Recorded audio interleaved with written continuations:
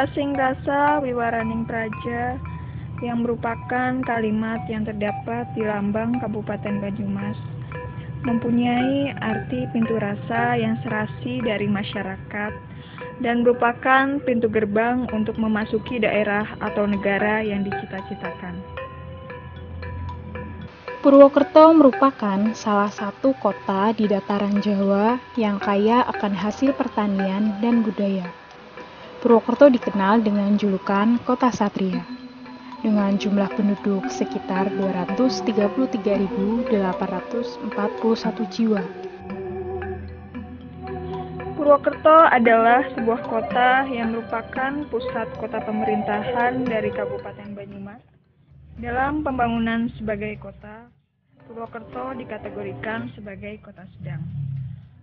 Letaknya tidak jauh dari lereng Gunung Slamet, yang merupakan gunung tertinggi kedua di Jawa Timur.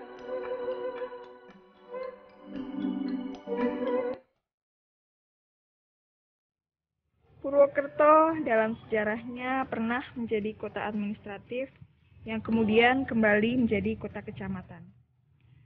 Peresmian Kota Purwokerto dilaksanakan pada tanggal 15 Januari 1983 berdasarkan Peraturan Pemerintah Nomor 36 Tahun 1982. Purwokerto Satria merupakan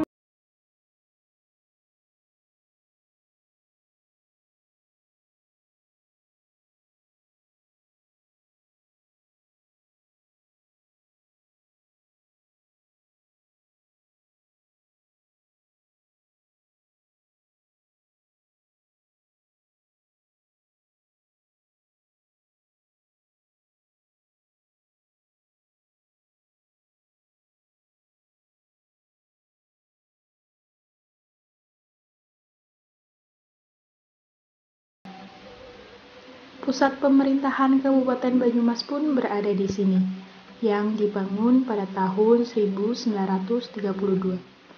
Letaknya berhadapan langsung dengan alun-alun kota Purwokerto.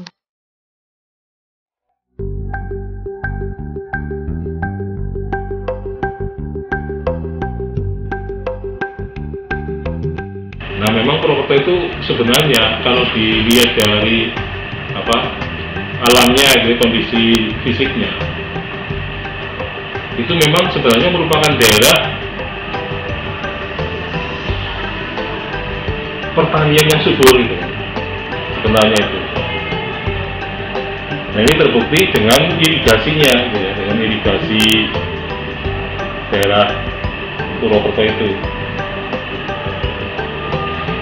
Nah, irigasi di kota Purwokerto itu tampaknya bertumpu kepada dua sungai besar, yang sebelah timur itu adalah Sungai Belus dan sebelah barat adalah Sungai Banjaran.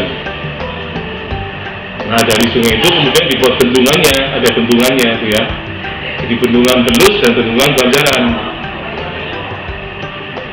Nah, bendungan itu kemudian mengairi daerah pertanian yang baik itu berada di sebelah timur, timur Kali Belus maupun sebelah barat Kali Belus.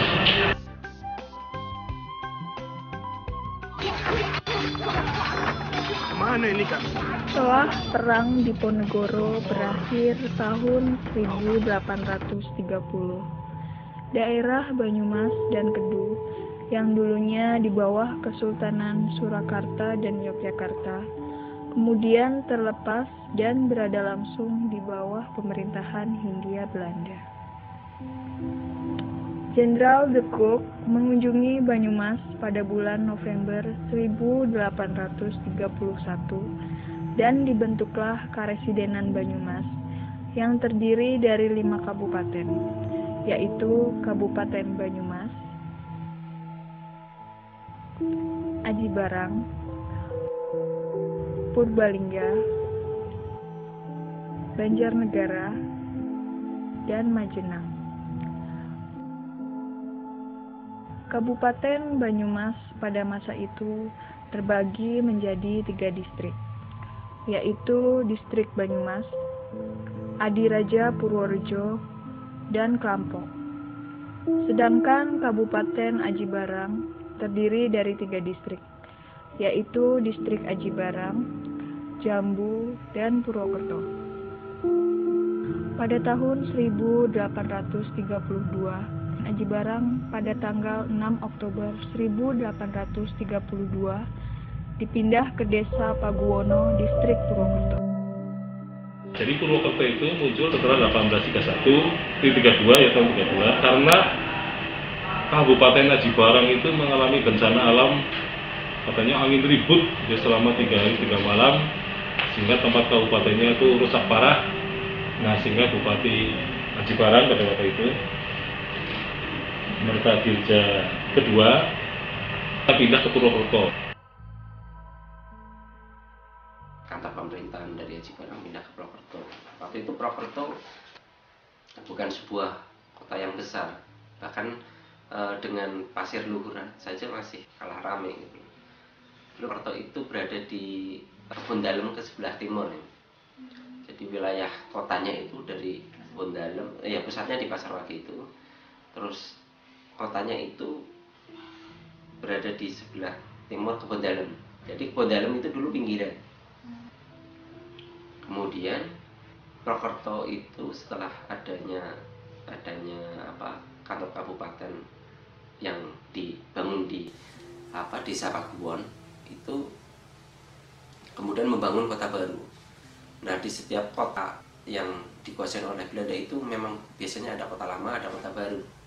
Dan kita sebenarnya sadar tidak sadar bahwa kota Purwokerto itu ada kota lama dan ada kota baru. Kota lamanya itu berada di sekitar Pasarwagi itu, dan kota baru itu yang jadi alun-alun sekarang itu.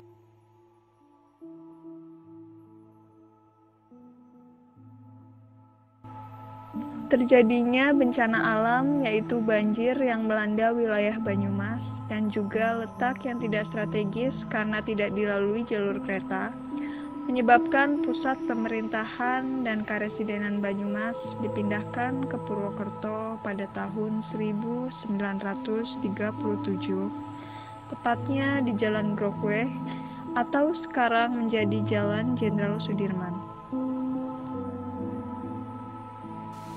Pada tahun 1934, Presiden diangkat oleh pemerintah yang berkuasa dan diambil dari orang Belanda. Presiden mewakili langsung Bupati, Wedana, dan Asisten Wedana. Setelah Indonesia merdeka, Presiden barulah diangkat dari orang-orang pribumi. Pemerintahan Belanda ini dibagi menjadi distrik-distrik kecuali di Jawa.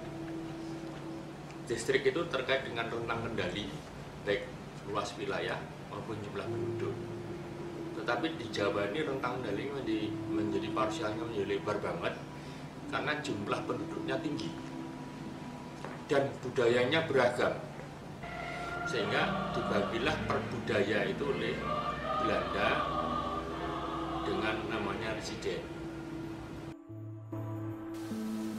Bangunan seluas 1,2 hektar ini adalah bekas rumah residen Banyumas, yang kini berfungsi sebagai rumah jabatan Kepala Bakorwil III.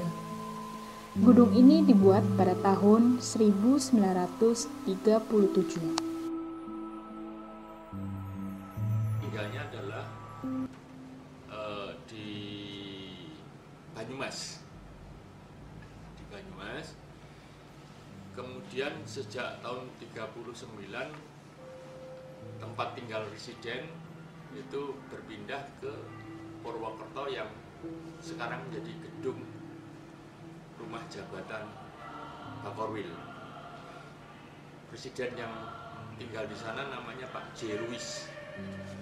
Dia memerintah residen sejak tahun 39 sampai 41. Yang kemudian diganti dengan residen berikutnya. Dan kemudian Indonesia merdeka, maka dibentuklah provinsi-provinsi, yang Provinsi Jawa Tengah terkait dengan rentang kendali dengan kabupaten terlalu lebar, dibentuklah yang namanya penghubung. Berjalan dengan waktu, penghubung ini menjadi namanya pembantu gubernur. Sedangkan seorang asisten residen bertempat tinggal di Jalan Jenderal Sudirman atau yang sekarang menjadi Kodim 0701 Banyumas. Residen dan wakil residen atau asisten residen itu berbeda fungsi. Jadi residen itu istilahnya dia punya wakil di setiap kabupaten, dan fungsi dari wakil residen atau asisten residen itu mendampingi regen atau bupati, dan mereka berada di setiap kabupaten. Dia bekerja di sana dibantu namanya asisten residen. Asisten residennya itu ada dua, satu di Purbalingga dan satu lagi di Banyumas. Di Banyumas itu sekarang bangunan fisiknya ada di Kodim. Itu asisten presiden wilayah Barat.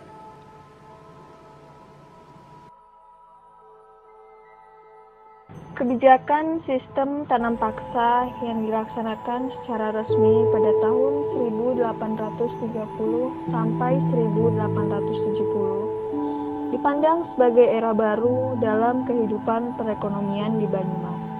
Melalui sistem tanam paksa inilah, pemerintah kolonial melaksanakan eksploitasi sosial ekonomi dan penetrasi kekuasaan yang lebih luas di daerah jajahannya.